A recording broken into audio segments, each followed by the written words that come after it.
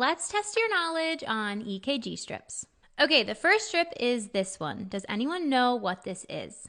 This is atrial flutter. We know this because the rhythm is regular, but we don't really have any P waves. How about this strip? The rhythm is irregular and the P waves are absent. This is atrial fibrillation or AFib.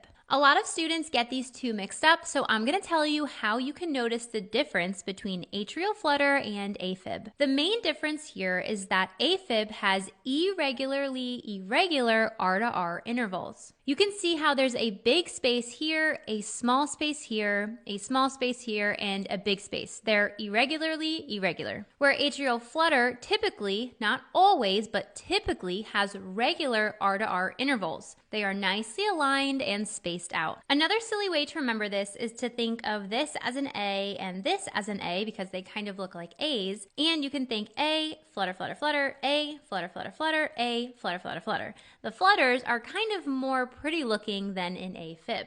Now, in AFib, these do look like A's as well, but we have A, fibbing, fibbing, fibbing, A, fibbing, fibbing, fibbing. They kind of look more irregular versus our nice little fluttering here in A flutter. So now hopefully you can tell the difference between atrial flutter and AFib.